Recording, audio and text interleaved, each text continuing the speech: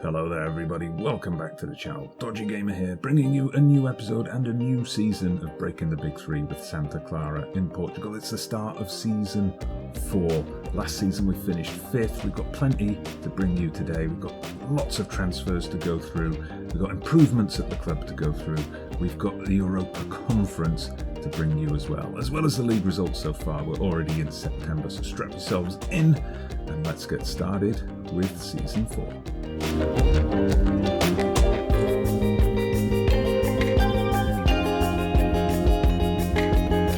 Alright, yes, welcome. So we're going to get stuck into this new season today. You might notice a couple of differences around the channel today. Got myself a little webcam border. Not using the green screen at the moment. Been having some trouble, you might have noticed in one of the videos towards the end of last season with the lighting and so on. So I need to get myself some new lights at some point. But until then, I'm not going to use the green screen, but maybe that's the first question I can put to you guys today. What's your preference? Would you rather have the green screen here, or instead of buying the lights, should I invest on kind of sprucing up the wall behind me a bit and putting a bit more of a display on that way? You know, what's your preference? Green screen or a shot of the room?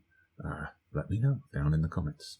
And don't forget to hit that like button and subscribe to the channel if you haven't done so already. Had quite a few new subscribers recently, so really good to see. Really appreciate the support, and we're edging closer and closer day by day to that great 1K. Right, so there's been a few changes to the infrastructure over the close season, so we're going to have a look at those first. If we take a look at the board requests over here, you'll see there's quite a few things going on. We've had youth recruitment improved, youth facilities and training facilities due for completion in just under a month's time. So that's a big project. First time we've got those completed since I arrived at the club. And junior coaching budget also has been increased. So now that we're getting more money, that we've been established in Europe for a couple of seasons, that's, you know, we're seeing that now being invested into the club. In terms of the club culture, they're pleased that we're playing entertaining football.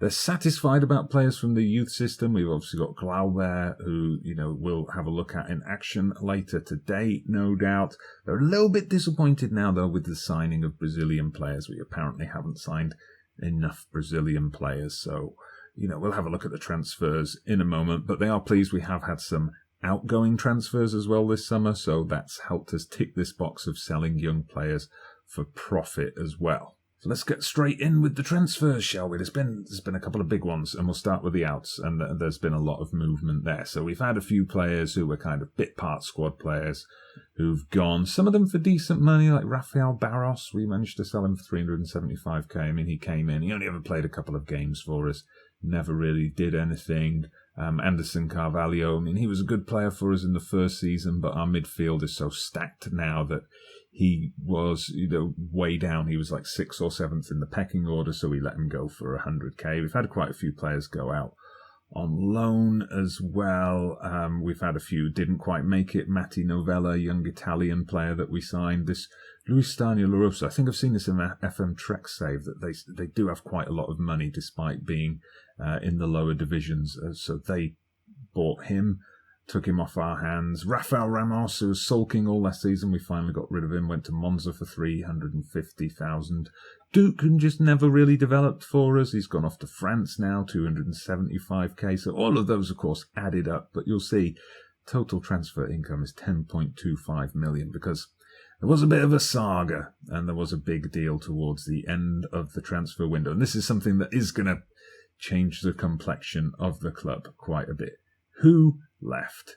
But none other than Thiago Santana. He's gone to Parma in Italy. Now, we sold him for an initial 7.75 million, more to come in through installments, through various bonuses and clauses and so on. But yeah, how did we end up in a position of selling the guy who's scored almost 60 goals in the last 2 seasons? I think it was 59 goals in the last 2 seasons in all competitions. Well, I'll tell you, I'll indulge you with the story. Now, Santana initially approached me at the end of the January transfer window to ask about a new contract because we turned down some bids for him then. The problem was at that particular time we'd stretched our wage budget to a point where the board weren't going to sanction the kind of pay rise he was after. So I was able to talk to him and say, well, handle the contract at the end of the season, which he agreed to. So far, so good. But then we got to the end of the season, and again, he was asking for even more money at this point. Now, obviously, come the end of the season, we'd had a little boost in reputation. We qualified for Europe again.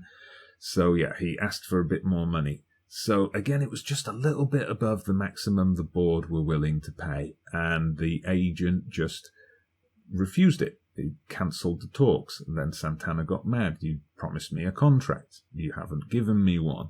Then we got interest from various clubs. And he started to say, I want to speak to these clubs. I want to go. I tried to hold on to him, but then it became clear that, that was going to be difficult. He was going into the final year of his contract as well. So I thought, let's just cash in. If we can get somewhere in the region of 8 to 10 million for him, that's going to be huge for us. We won't get all of that back as transfer revenue, but we'll get a significant enough chunk back to make some deals. So we went ahead and sanctioned the deal. So off he went to Parma. They're playing in Serie B, so it actually feels to me like a step down, although Parma is a big name, of course. Surely Serie B is a step down from playing in the Portuguese top flight and playing in Europe. But okay, that's where he's gone. Good luck to him. A couple of other sales. Kenji Gure, who was good for us in the first season, but was a bit part player last season. He's gone. We had this youngster, Rafael Tavares, who never really developed. So he's gone. He's one of the players that we sold for a profit. Same story with Jerry Sarmiento, gone to Watford. Christian Mora, he's gone as well. So, we had a bit of a clear out in the squad. Now, you'll see initially, because of the finances, I managed to negotiate a lot of free transfers for players running out of their contracts. A lot of this was done, through the spring, at a time before we had the new transfer budget. But we did pretty well. We got a lot of frees in. Now, some of these are more players for the future or players that will sell for profit. But amongst the first teamers we brought in this guy. I just felt we needed someone else who could play. Left back, Diego Pampin. I mean, it's not the best, but the scout reports were promising. He's got a bit of room to develop. Low determination. I wouldn't normally go for that, but the scout reports were promising, and he has actually, to be fair, played pretty well so far in the games he's played for us. So hopefully that's going to continue. Then this is a big signing for us, Martin Samuelsson, so Norwegian player. We got him in from Middlesbrough on a free. Can play anywhere in attacking midfield. Can play up front as well. Mainly, we want him as an inverted winger. If you remember, Carlos Jr. left us last season. He was never our player, but he was here on loan for several seasons. But when his contract at his parent club ran out, off he went. So Martin Samuelsson comes in, and he's started really well. Also, if you have a look at his stats so far, in 4 appearances, an average of 6.97. He scored a couple of goals in one of our European qualifying round matches, so very positive start from him. We brought in Nicolo Fagioli from Juventus, who can play in any of those central midfield positions. So a good addition. One of the reasons we were able to let Anderson Carvalho go. Look at that determination. Look at that flair, kind of creative player that we can have in the midfield as well. Then towards the end of the transfer window, we started to get into some money deals. So we got this guy in, Filip Salincevic, a Bosnian right back, can also play central defence. So we brought him in from Fortuna Dusseldorf, cost us £900,000. But again, the scout reports this guy's potential is through the roof. Love the physical stats that he's got at 18. Plenty of room for development as well.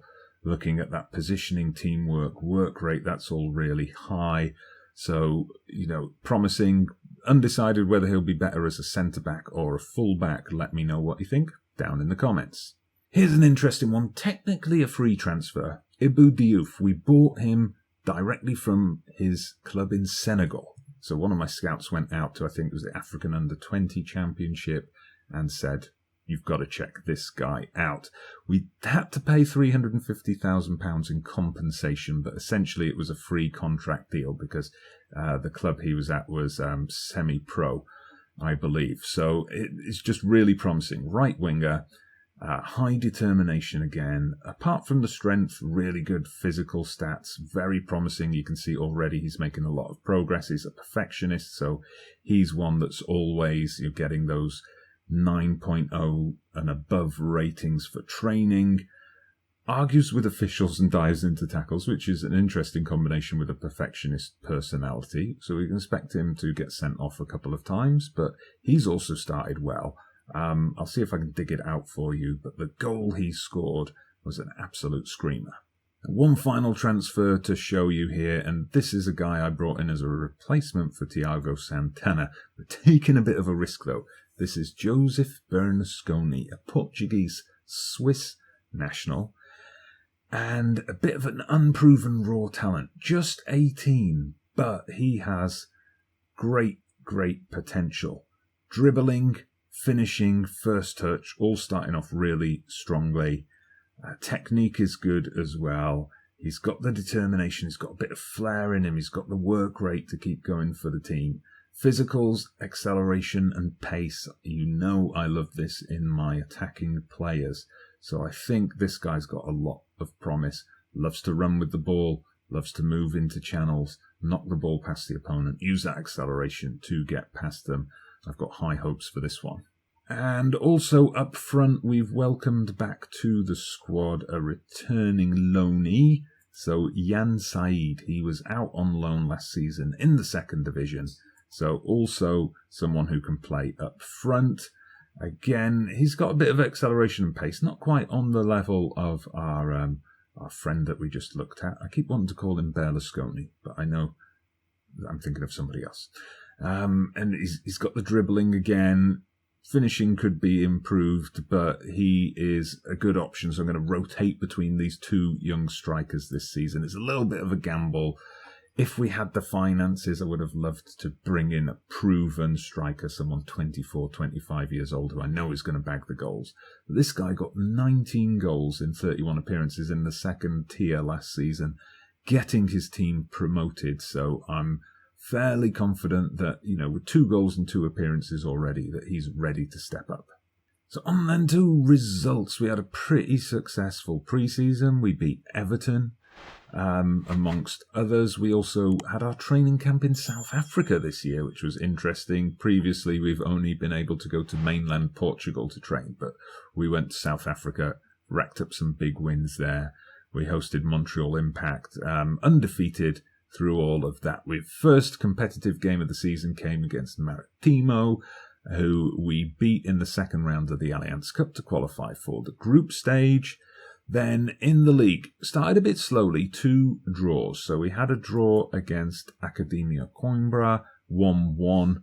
Glauber had to rescue us with a late goal in that one. Then we had this mental game against Farense. It finished 3-3. We probably should have won it. Thiago Santana scored his last league goal for the club with a penalty to set us on our way. This is the game with that Ibu Diouf goal that I'd like to show you. So here you see, he picks up the ball there. He just runs the length of the pitch. I mean, I know we've seen a few of these in FM21, but just runs the length of the pitch and then just places it past the keeper. Great to see one of your players score that kind of goal. Tugay Akgün, Turkish midfielder who started with us last season. Surprised me that was actually his first goal for the club. I thought he must have scored last season, but obviously not. Plenty of assists, though. We kick-started our season, though, with a 5-0 win away to Linz in our Conference League qualifying match. One interesting thing, last season we finished 5th. The previous season, of course, we finished 4th, but because of some mid-table team winning the cup, we were bumped down into the Conference League. But this time, 1 less round to go through in qualifying. Portugal has actually moved up in the coefficients now, so starting next season there's going to be more spots in the Europa League, which is good news for us. But anyway, that was a 5-0 win. Thiago Santana, final hat-trick for the club, Martin Samuelsson bagging 2 as well. We then played Estoril Praia, 2-0 win there. Jan Said getting his first goal for the club, and Calvin Verdonk with a comedy on goal. That was one of those unfortunate ones where it was his teammate clearing it and just smacking into the back of his head, so it wasn't really his fault. But good to see that happen to the AI and not just to me. We then had a heavily rotated team for the return game against Linz. We still came out 3-2 winners. Jose Altidore, former wonder kid, he was playing for them, opened the scoring, but Fagioli got his first goal for the club. Patrick with a brace. We were pretty much guaranteed passage. Anyway, then we had the international break, and we came back from it to face Sporting, defending champions, away, and we beat them 3-2. Osama Rashid opening the scoring, then they equalised with a penalty. We retook the lead, they equalised again, and then it was a late goal from Jan Said scoring with 6 minutes left on the clock. Sporting Lisbon did have a goal chalked off for offside and had a penalty call near the end overruled, so you could say we were lucky, but very, very big win for us. If we just have a look at Liga NOS, that puts us 4th currently, so we're one of only 2 unbeaten teams after 4 rounds of matches, Benfica being the other. But today we're focusing on the Europa Conference League. So our Europa Conference League group, you can see the draw here. You know, it's one of those that it's tough. We don't have any easy opponents. But, okay, we've got Valencia. They've got to be favourites to top the group. But I'd say we have a good chance of getting second. FC Utrecht, they're our opponents today. Then we've got Levski Sofia as well. So, like I said, no minnow here. But I think there's a decent chance that we can get out of this group. All right, so it's match day then. We're home against Utrecht. And this is the team we're going with. So Ferreira in goal. Afonso and Villanueva, a familiar centre-back pairing, but the new boys in the full-back positions. Salincevic on the right, Pampin on the left, Rashid and Gold in the middle of the park. Tube Akgun is currently out injured. He's got a couple of weeks before he's back to fitness. Costina brought in the advanced midfield roles. Diouf and Samuelsson, so new wingers in position. And Said I went with. Bernasconi is going to be on the bench for this one, hoping to use him as an impact sub. Right, so time to tell the lads to go out there and impress me. We want to start off our group campaign with a win. And there we go. This season's Europa Conference League campaign is underway. And straight away we've got an injury. Fantastic.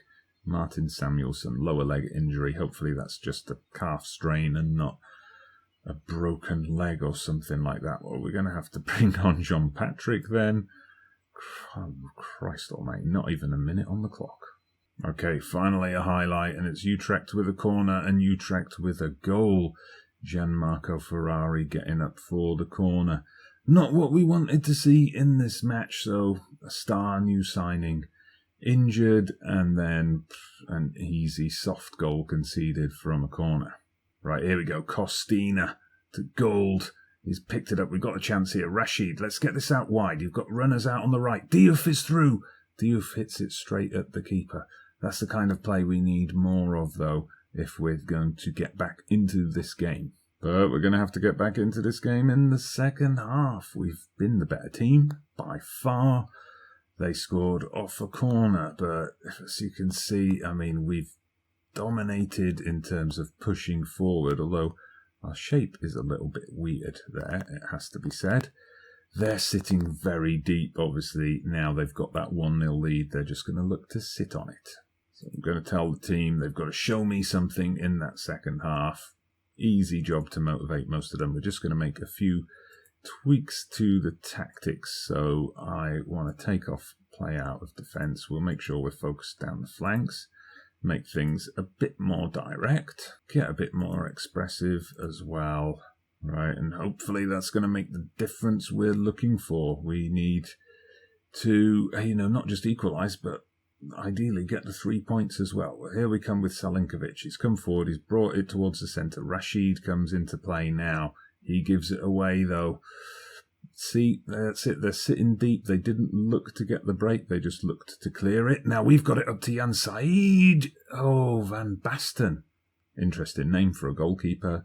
He tips it over. We get a chance now from the corner. Jean-Patrick with the in-swinger.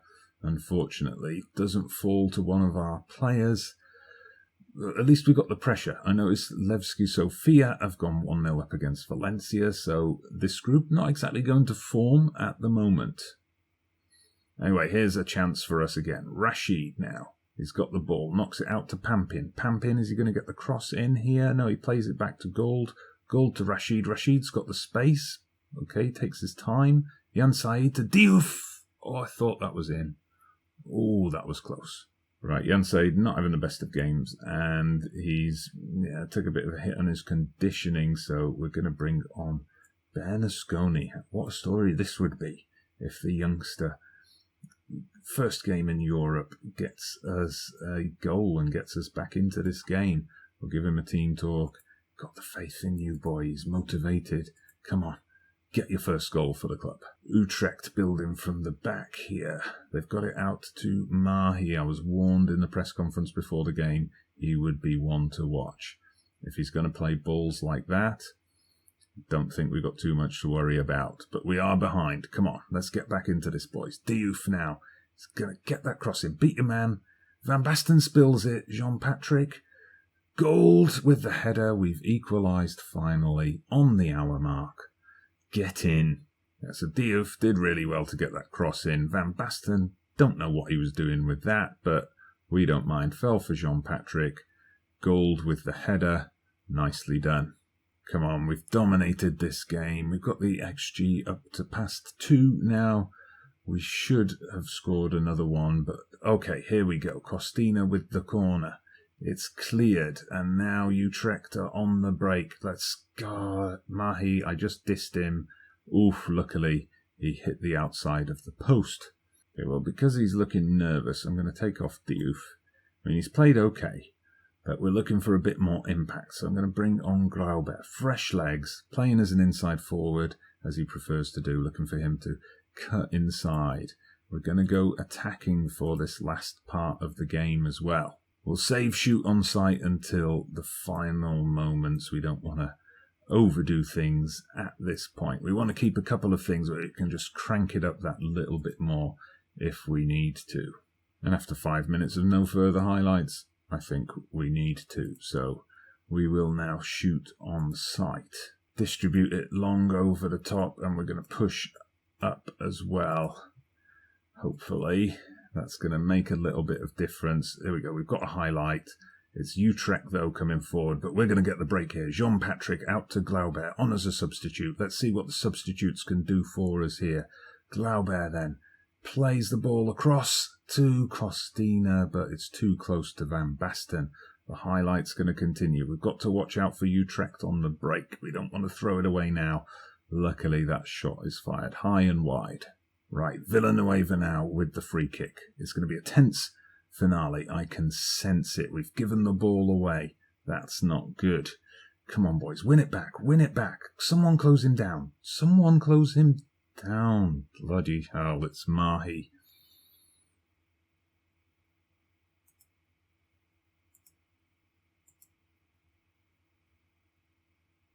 Okay, so we might have gone to attacking, but we're committed to it now.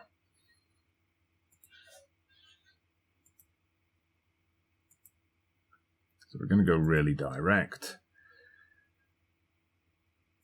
What else can we do?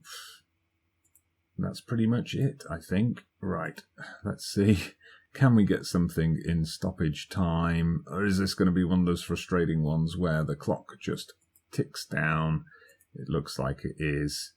I'll try something. I don't know if it's worth doing it, but we'll try it anyway. We'll just move everyone forward as much as we can and hope for the best. Right, 30 seconds of play left. We do have a final highlight.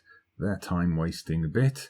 Come on, referee. Get your cards out. We've just pushed everyone forward, just left our centre-backs to defend, everyone else charging forward. We're probably going to concede a third here. I've got that sneaky kind of feeling. Selinčović comes in with the slide tackle. Or is that going to be just it? Okay, we're going to get the throw in, but it's Utrecht.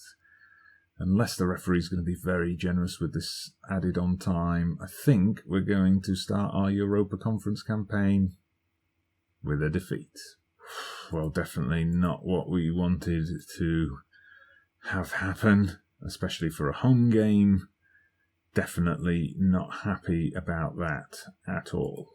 Right, so Jan Said, tight thigh, out for 3 days. Martin Samuelsson, pulled calf muscle. At least it wasn't a teared or torn calf muscle, rather. So we'll be back with him soon enough. So, despite the defeat, what do you think? Are you optimistic for the season? I brought you back for the first defeat of the season. Typical. Anyway, we've got Nacional next in the Allianz Cup. Porto at home. So, tough league match coming up. We've got to bounce back. We've got to win that next game against Levski Sofia. And then we will have back-to-back games against Valencia in the Europa Conference League. So, yeah, what do you think of the new signings? Do you think they're going to help take the club forward, another step forward? And what do you think? Can we recover in the Europa Conference League and get out of this group? Let me know down in the comments. Don't forget to hit that like button if you've enjoyed the video. Subscribe to the channel if you haven't done so already. I'm Dodgy Gamer, and I'll see you again soon.